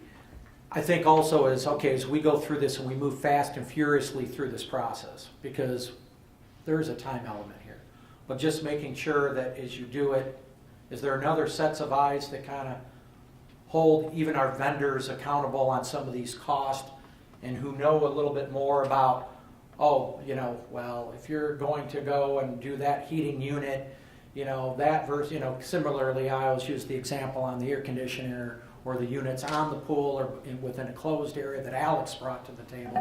And actually that one, we chose to spend a little bit more money because it would have saved money in the long haul by giving something that was more durable. But somebody put a few eyes on that to say, not only, hey, maybe this might cost too much, or you should be thinking longer term and you should make an investment because that will be better sustainability. I don't know, but those eyes are always kind of good when we're going through this with vendors, even though I know we have great expertise as I look at Mr. Koopman here. All right, so. Can I just do a quick review? So the projects that we're looking at this point, of course, the Libertyville pool. So we're at, roughly 21.5 million is our target for the LHS pool. Okay, we're doing parking there. Okay, that's an additional expense that wasn't part of the original plan. And then there's obviously a need to repurpose the old swimming pool once we can dive into the new swimming pool. And what the board is referencing is Tom and his team did a presentation. They've gone through a number of processes over the last year. A very in-depth presentation. Yes, looking at the needs of their students. And, we have a plan to move forward that the board has authorized our technical folks to do additional work on so we can get closer estimate on fixed cost with detailed drawings. Conversely, John Gilliam and his team have done a presentation on the needs at Vernon Hills, and those are driven by a couple of things. One, significant enrollment increases in the south end of the district. That Hawthorne is 73, has been experiencing, is continuing to experience. That we are in our third year of growth at Vernon Hills High School. We'll know better when we have the numbers in October what that looks like. But that's one factor. And the projects that really need driven at Vernon Hills are the cafeteria. Most of the public is not aware if they haven't been to this building where we sit tonight, that the cafeteria is probably, and this is probably being generous, is probably half the size that it needs to be. So on the top of that priority list, we'll be expanding the cafeteria because the entire educational program here is driven around our ability to feed kids lunch. And schedule-wise. Disruptive. Yeah, it's very disruptive. So that project would push the cafeteria out into the courtyard, retool the serving lines. That would make more sense to move the maximum number of people in and out in a reasonable amount of time. So that's one piece. The second piece is the addition of 8 classrooms. Initially working with the architect with the number of students that are here and that we're predicting will be here over the next few years based on our demographic report and District 73's demographic report would really be in the neighborhood of 14 to 15 classrooms. And so John, again, working with his team and our people and the district office folk to have scaled that back to 7, 8 classrooms to start with, one of those being a STEM lab. Moving forward, the kids are here and they're coming. Okay, and it's, when you think about construction, that type of construction, we're really on a 2-year cycle. And we've got to hit a construction cycle to get that going. So the goal is to have those classrooms constructed before we get the next bulge. And it also allows us the opportunity to every year take a look at the enrollment pattern. And if we need to make a future decision another 2 years out to add some additional classrooms, we'll have the flexibility to do that, and those classrooms would be constructed that way. And the third piece is a second gym. Unlike Libertyville, there's not a second gym at Vernon Hills High School. We run the same physical education programs. We have the same space need there, and then we run the exact same athletic programs at both schools, so the requirements for space is the same at both schools. When the locker rooms were constructed on the front of this building, the additional locker rooms 7 or 8 years ago, they were built with steel that would support a second floor for partial second floor dance studio at Vernon Hills that could receive multiple use during the day and by our co and extracurricular activities. So that would be the third piece of the plan. Again, doing rough numbers on all of those. We believe if the board makes that decision that we have the ability to pay for that with reserves at both campuses and still have a reserve balance that would put us in very good position in comparison to most of the school districts in the state for the future needs of the district. Okay, so Kevin, I think one more comment I'll make is the one difference I think between what we're doing now and the pool, just the nature of what that was, we needed a lot of, call it community feedback from people in the swim programs to help us really understand the pool that was most appropriate for us to design, and that was very valuable. This one I think is a little more straightforward from that standpoint, so I think here, and we've talked about it, the bigger issue is we need to sell this to everybody, because you're right, I hear all the time, it's a luxury. Dance is a luxury. Dance is a luxury. You hardly have any kids in dance. Okay, I think your numbers were like 700 kids between the curriculum and extracurricular. Yeah, 700 is a lot of kids. Okay, they got a lot of kids dancing in cafeterias. I mean, so I'm convinced that this is the right thing to do, and we've been talking about it for a long time, and I haven't always been convinced of that, but I am now. All right. Well, I just want to say for the public, this isn't new. No, this isn't new. We've talked Before about I came it's on like the everything board, else. there was a 10-year capital plan. Yeah. For the reserves that were well before my time, even perhaps when you first started, that there was an idea that you would not have to go back for a referendum, that these funds would be able to use for long-term capital sustainability. Yeah. And that's, now that, to me, I would argue, now that plan is coming to fruition. Yeah. So it's not new and out of the. No, I think it's like a lot of things we do. We don't jump into things quickly. We think them through very thoroughly.